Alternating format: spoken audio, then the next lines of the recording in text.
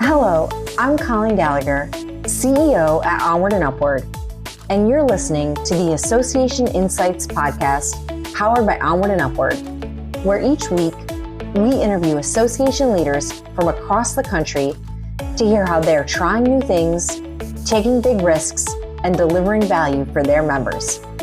We'll explore the realities of what it means to work in and with associations and bring you the insights and inspiration you need to advance your career and make big changes at your association.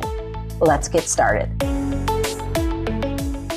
Welcome back to the Association Insights podcast. I'm your host, Colleen Gallagher, and I am excited to welcome back one of our encore guests, Denny Lengkong, president of IntelliData. Denny and his team help associations and nonprofits turn their data into meaningful insights that drive smarter decisions. Today, we're going to talk about why so many associations are data rich but insight poor, how leaders can ask better questions about their data, and the practical steps that organizations can take to build a stronger data strategy in an increasingly AI-driven world. So, Denny, welcome back to the podcast. Thanks, Colleen. Thanks for having me. Really appreciate it.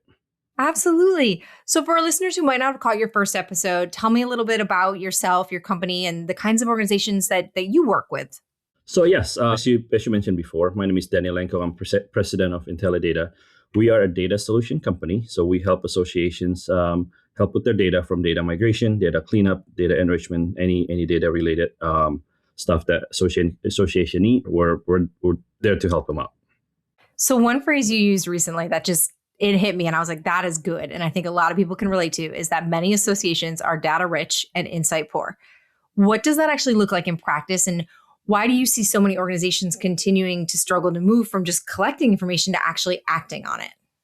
So what I see is a lot of the association have a lot of data, but they don't take advantage of that, right? A lot of associations use their AMS, their CRM as a, what I call it, you're going to use this term a lot more too, it's a glorified filing cabinet. That's what I usually use, right? Because they collect data, but they don't take advantage of it. So, and the challenge is no one takes initiative. So nobody want to be a spearhead, because it's, they have their own, a lot of people in the association, they have their own day job. They don't want to, looking at data, analyzing data, it's an extra work for them, right? So they don't want to use that, they don't have the time to do it. Sometimes they don't know how to start, which in a smaller association, I see that a lot more often, especially with the 3 to 5 staff. A lot of them are overwhelmed. So some of them like, we have this data, but I don't know where to start, right? And another of my thing that I usually tell people is a lot of the association staff, they don't know what they don't know. So unless there is something is presented to them, they don't know how, again, back to they don't know where to start. But usually when they see something, the hamster in their head just start running, and you'll hear them thinking and say, oh, if we can do that, can we do something else? Can we do X, Y, and Z as well, right? So, yeah.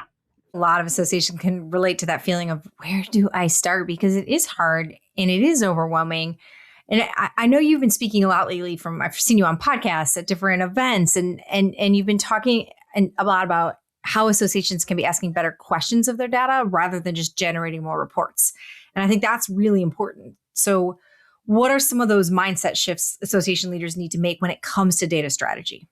So the mind shift thing is, the first thing I see a lot also is a lot of the association think data is IT's problem. It's not a company problem. So when I have a question about data, I'm going to go to IT, right? So I am going, so the mind shift that you need to do is the association need to do is treat data as an association, as a company asset, not IT asset. So when you want to do something, it's take ownership of that, right? So that's one of the things. Another mind shift that you want to do is, because you collect more data, switch from reporting to decision support. So instead of, I want this report, I want to see how many member counts, how many members we have. I want to see how many attendance we have. Switch it to, what are our members are looking for? Like how likely are are our members going to renew if we add this benefit, right? Which members are likely to renew? Which action should we take to increase engagement, to increase renewal, and things like that? So that's a couple of the things that the mind shift change that people need to think about. And one of the last thing is having back to what my first point is, instead of treating data as an IT asset, treat it as and treat it like a lot of the association department have their own siloed data. So membership have their data set, events have their data set, and they think it's their data, and I don't want to, it's a job security for me. I want to keep it. I don't want to share with anybody, right? But without sharing with anybody, you keeping it to yourself, and it's your issue. And we might discuss this later on, but if you don't have the definition, if you don't have the concrete definition, because if you have the data, it's your definition. It's not everybody else's definition, right? So unless you have a concrete definition, it's going to be very hard to do some analytics. It's going to be hard to do some dashboarding and make good, sound analytic based decision that you would like to have. Oh, for sure. I think the silo thing in associations, it goes far beyond data, and people in all aspects of associations can relate to that. But one thing you said I really want to call back attention to for our listeners and hope they didn't miss it, but was that mindset shift from using data for reports and reporting to using it for data support, decision support. I love that, decision support. That's really, really good. And that helps you think through, like, what could this actually mean for us and what could we do with this data? So I love that. Exactly. You have it. You have the data. Might as well take advantage of it. And like I said, don't use your MS as your glorified filing cabinet, right? So of course we cannot get through a conversation today without bringing up AI. It dominates everywhere. But from your perspective, where are associations maybe overestimating what AI can do right now? So the biggest thing that people think, so what's funny is everybody, not just association, everybody wants to take advantage of AI, right? And what they overestimating is, the biggest thing is AI can fix my data, right? While AI can identify patterns and work with, eliminate duplicates, dedupe your thing, they don't understand they can't fix your data, right? And then another thing is AI doesn't know stuff. AI doesn't know what your definitions are. Back to what the definition that we're talking about. When you ask AI, how many members I have, I could guarantee you 90% of the time it's going to hallucinate, because it doesn't know what's your definition of member, right? Unless you have it ready, unless you have it's the context, right? Unless you have the context correctly. AI is the same thing with analytics. When you run that, when you create dashboards, when you create data visualization from a data set, it is going to give you something. Doesn't mean it's right? So back to what I was saying. One is the AI can't fix bad data. Two is AI doesn't know context. And the third one is AI can't replace staff expertise. Your staff has institutional knowledge that, this member tend to renew late, but they always renew 100%. Unless there's a pattern, AI will not be able to find that out, right? And so those are the three big things that I can think of. How about the flip side? Are we underestimating the opportunity? Oh, what's that? I'm sorry. I said about the flip side. Is there anywhere where we're underestimating the opportunity? Yeah, the understanding is they could use AI. So AI is really good at helping you. And then you've heard this before. AI is really good at helping you doing all the repetitive stuff, right? So when you want to do renewal, you could take advantage of AI, right? So those are the opportunity. The biggest opportunity is if you implement AI into your renewal letter, so you can just say, so basically it looks at the member historical activities and see what the members have done, and you can say, and the AI can help you craft a renewal letter and just say, and for example, it will say, "Dear Mr. Johnson, thank you for being a member for 20 years, right? For the last 20 years. And for the past 5 years, we've seen that you've taken advantage of this X, Y, and Z benefit. Do you know that we offer A, B, and C benefit as well, right?" So those those what we call it variables can be filled by, you can use AI to do that, right? So it makes the letter, it makes the email renewal notice a little more personable, rather than just, hey, your renewal is coming up, here's the link to pay, and then that's it, right? So yeah, and then so automatic repetitive work, and yeah, so that and make things more personal. That's where AI could be more very, very useful for the association stuff. Yeah, absolutely. So one thing I found absolutely fascinating from your recent conversations on some various podcasts I've seen you on was this idea that tiny pieces of data can actually become major predictors of member behavior. I love this, and I'm very curious about it. So are there any examples or trends that you've seen where a seemingly small data point turned into something really meaningful or a strategic insight? Yeah, there are, so it's funny because, when the small data point matters when it's repeated, right? Not random. So when you see something, for example, the attendee count for a certain section or a certain class or a certain event is higher, or when they have a meeting location is, let's say, on the East Coast or on the West Coast, you get to see more. You see a tendency of, higher meeting attendance. You know that, hey, that's a small data point, but if it's repeated, that means there's something that we can take a look at that, and maybe we can take action of that. A good example that one of our clients have that we found out is they are a trade association. So when and usually with the trade association is there's a contact person from that association side. If that contact person leaves that association, or leave that from that member, for example, right? If that contact person leaves, the chance of them renewing drop down drastically, right? Because first, there's no communication. Second, nobody pays attention to, hey, we need to renew this, right? So when they find that out, they make sure that every single year before the renewal, and they go by an anniversary date. So it's not that they renew every January, but they could renew at any time. So before the renewal rate, they make sure that the contact person exists. Make sure, and if not, they find out who the contact person is, so they know that it's a checkpoint, right? So knowing those things help a lot. Just because if otherwise they'll just see that, oh, these members are just not renewing, or this, we're losing 5 members, or 10% of members, they're not renewing, but you don't know what's causing it. So finding the little piece of like that, that's important. And that's the key word is it has to be repeated, right? So if you see a pattern that that something's going on, right? And yeah, so that's that.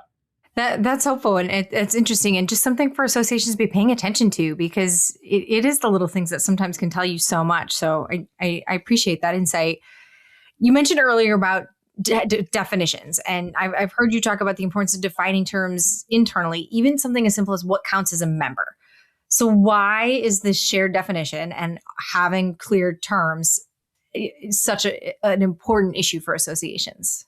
It is really funny because we are dealing with 3 different clients that have the same issues now. So if you guys for those who are listening to this and you're like, oh, we have the same issue, well, you're not alone. Everybody, I would say at least half, if not more, of the associations out there have the same issue. Because back to what I was saying earlier, it's the silo mentality. Membership thinks, oh, I have this set of data, I'm going to use it. Meetings or events department will have their own data. And if you don't have the definition, how do you define, how do you start, or how do you want to start your analytic journey if you can't define it? When you say member count, what is a member? A member definition could vary from association to association. Some of them think if they're in a grace period, they're still a member. Some associations say no, once they hit the end date, they're no longer a member. Do you count the member do you count the life member, which don't pay? Do you count them as member? Or, is the definition of member that they have to pay their dues or their subscription, right? Things like that. So having that, because when you don't have a definition, when you ask different departments, they will have different numbers. And when the board needs that number, which number are you going to give them, right? And the biggest challenge also is when you don't have the definition, when you want to plug in AI down the road, when you ask how many members do I have or how many members do we have, there is no definition. So the number will fluctuate, right? So this is why I think having and I have to admit, it's not as easy as, having that definition, creating that definition is not that easy, because usually a lot of the association staff will have that, I want to stick with definition, this definition, right? So you need to have a leader. You need to have somebody that spearheads, say, we need to stick with this, and let's keep it simple, right? You don't want to make it too complicated, because it's just gonna, and you want to have, a few leaders that want to make sure that you have that definition, because the more cooks you have in the kitchen, the more the more challenging and the more difficult you're gonna come up with a definition. Oh, 100%. And it's funny, this just made me think about conferences that in the association world that announce verified attendees. And I feel like having these definitions actually builds trust, because I am much more likely to believe that they're giving a real attendee number from a conference than one that is literally counting like the Uber Eats driver delivering some food and anybody in the building that can breathe.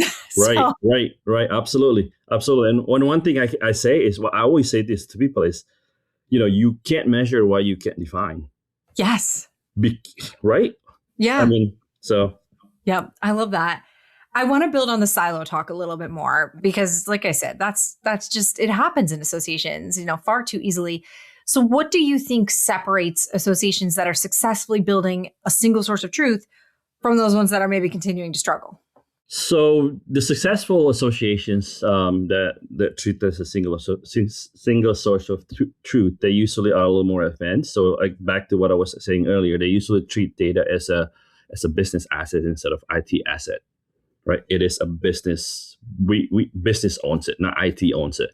Two is they have a standard. They have standard definitions before they start building anything. Because otherwise, again, you're going to see two different things. Which one am I going to trust, right? And the thing is, what I see, the flip side on that is I see people blaming the system, blaming the AMS, blaming the CRM just because the numbers are not right. But because it's very easy to point the finger at the system, right? But the fact is, you don't have the definition, right? And if you have the definition, we can look at it and then see, you have the definition, and based on this definition, your number is X. If your number is way off or way low, we can figure out why. If it's let's say my member count should be 5,000, and I'm just picking up a number, just an easy round number, right? If my member count should be 5,000, if we get 10,000, maybe because you have duplicates in your system, right? If you have 2,000, maybe you don't, maybe your definition is too strict, too limiting. So you, again, having a definition helps you adjust and see what flaws you have, right? So, and one thing that I can emphasize more is a good or successful association embrace of the good enough, the quote unquote good enough early. Good enough. I say this all the time. Good enough is good enough. Usually, when you want to start, good enough is good enough, because unless you start doing something, you're not going to know what the issues. You're not going to know what you need to do. You're not going to know what you need to define. So starting early, when I say I'm going to start looking at this data set, and I'm going to start looking at creating a pie chart out of this. This is very simple, right? And once they get the pie chart, I'm going to put a member count group by member type, for example. I want to see how many student members I have. I want to see how many live members I have. And just by looking at that, if the numbers are off, then it gives you an opportunity to see, why are my numbers off, right? And again, good enough is good enough. I'm with you on that.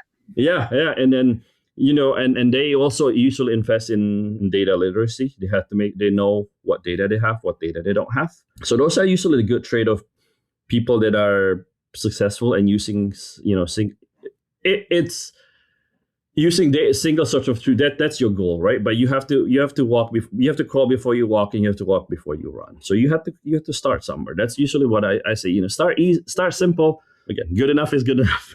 Well, maybe they could start by subscribing to The Slice and learning more about it, because that leads into my next question.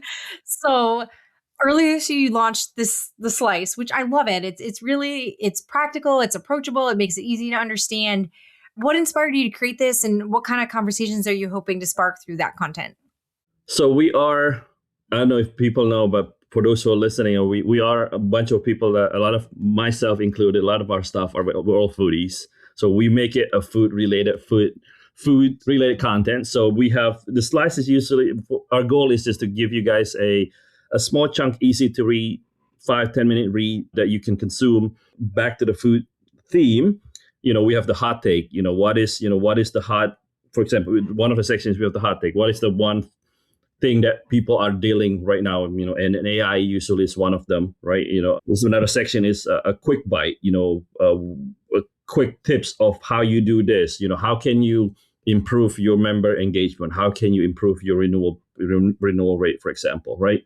Another section is we have pantry picks, for example. It's some of the, and this is usually where we highlight our partners, our friends, articles, webinar, things like that. So we, again, helping association educate them in the data related stuff, right? And last but not least, we have the grab and go, kind of like things that you can save, that you can use it for later, for example, right? So it's meant for an easy read, but also how everybody has a short attention span nowadays, right? So we need to be spoon fed little bits at a time. So exactly, right. So we a bunch of, usually the section is like a sentence or too long, and usually some of the, like, for example, the grab and go, it's a link, so you can just click a link and then it goes to our friends or partners website, and then you can go from there, right? So that's, again, that's short, so, and then if you haven't subscribed, please subscribe. But it's a short newsletter to help you with the data related topics, if you will. We'll be sure to drop a link in the show notes so people can sign up. Yeah, absolutely. Thank you. Yeah, of course. So I know you're constantly talking with people all across the association world, whether it's execs, CIOs, ops leaders. You're on webinars, conferences, doing consulting with them. So what are the biggest data related challenges or questions that you hear repeatedly right now? The biggest challenge is, how do I implement AI in my system? And I'm sure everybody is asking the same question, right? Yeah. AI is the hottest word right now. What's funny is I've spoken to a bunch of the vendors that have, especially some of the one that have an AI solution, and a lot of them say, a lot of these associations are really gung-ho, but I want to implement AI, I want to use AI. But when it's presented, they are taken back a little bit. They don't want to be the quote unquote guinea pig. So they want to make sure that somebody else is using that before we do, right? And it's kind of like, and it goes back to a chicken and egg kind of thing. Like, somebody has to use it first before I do it, but nobody's going to do it unless somebody's doing that, right? So the biggest question is, how do I implement, or how do I take advantage of AI in my system? And usually my answer is your system AI ready, right? Is your, again, AI could be really, really great, but it is also a, glorified search engine is it's an understatement. I mean, it's AI is more than that, right? But AI, basically what AI does is use the data that you have and learn from that, learn from what you're asking, and use that to give you answer. And if your quote unquote, if your data set, if your dictionary, or if your if your ingredient is not right, how, back to the food theme, right? If your ingredient is not right, how can you cook a good meal, right? It's it might be too salty, it might be too watery, it might be too cheesy, which might be a good problem, right? So funny. Yeah. That is a little PTSD for me, because I have a 5-year-old, so everything I cook is wrong right now, and nothing tastes good. Exactly, right? And they have their own taste buds. Yes.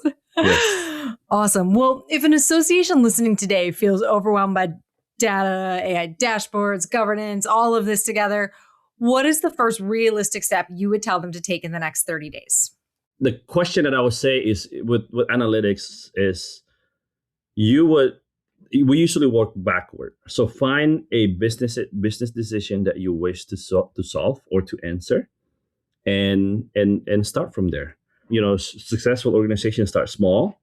They try to solve one or two, very minimal, one or two business problems. Because again, the more problems you have, you're gonna get spread out, and you can't focus on something, right? And then again, start small, start easy.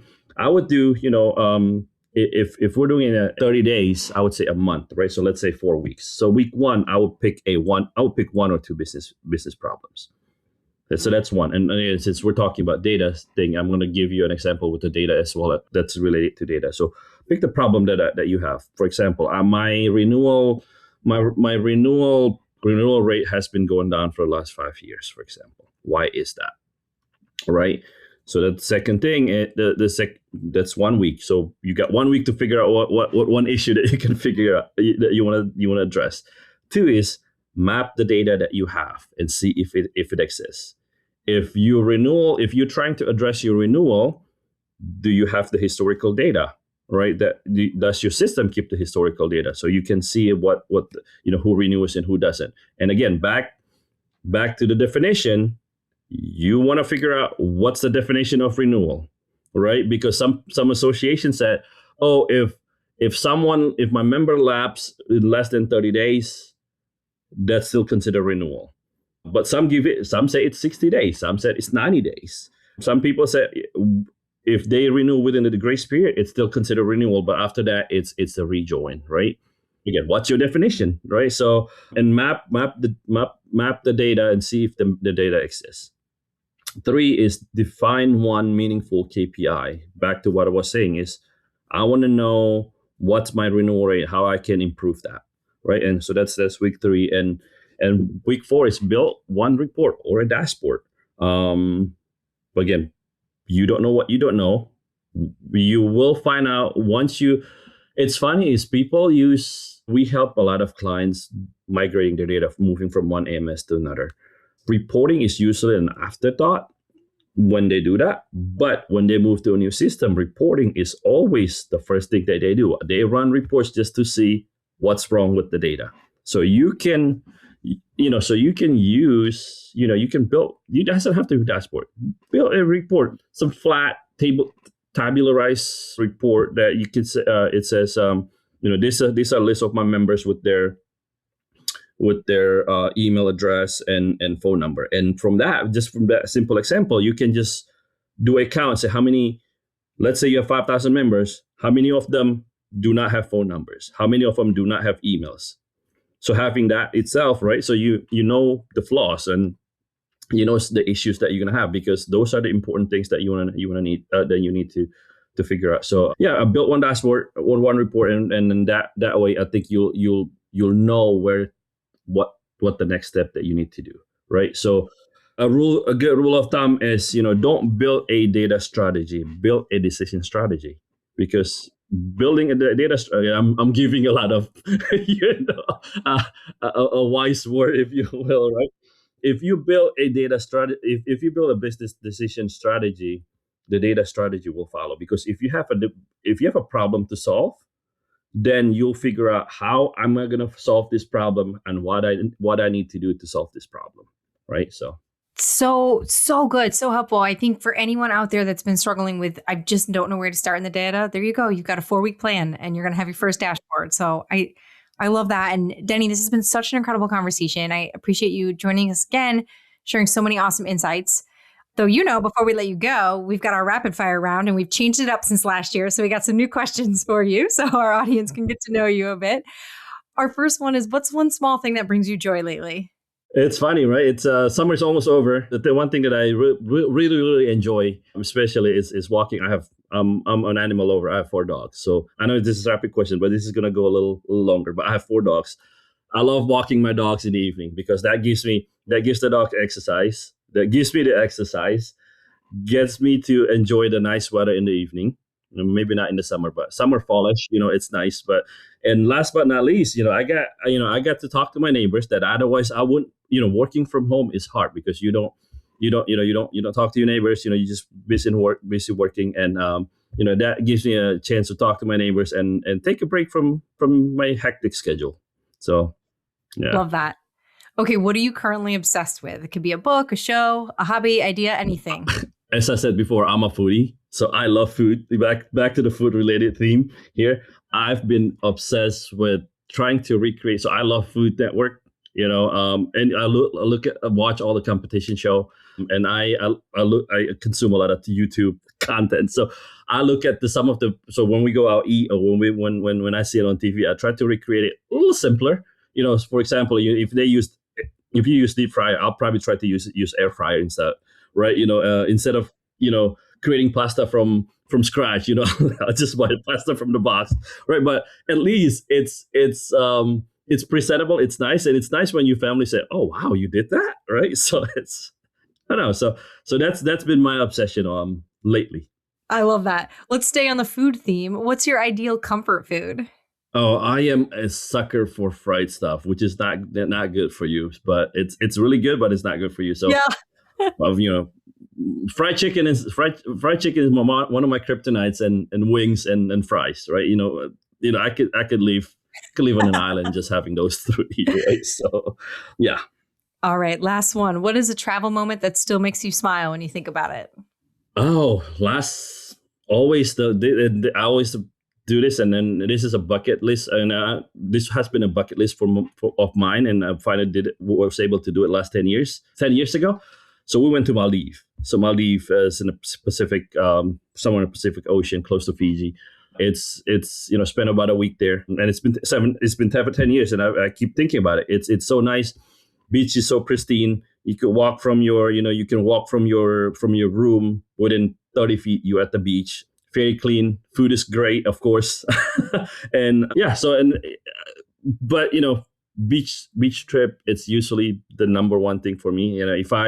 If I see water, it doesn't have to be a beach. It could be a lake. If I see water and I can sit by the water, it makes me happy.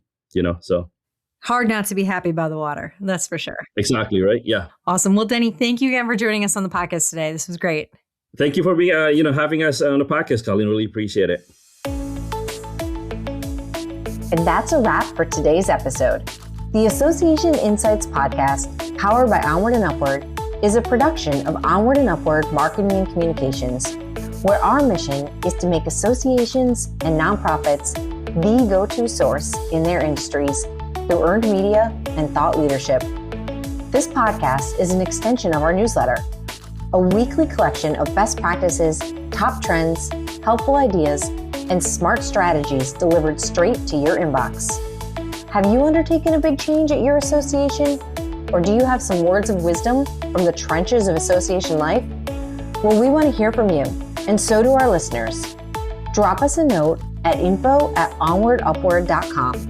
That's info@onwrdupwrd.com. Be sure to subscribe, give us a 5-star review, and share with your friends and colleagues. We're available anywhere podcasts are found. Come back next week for more association inspiration and insights. Thanks for tuning in.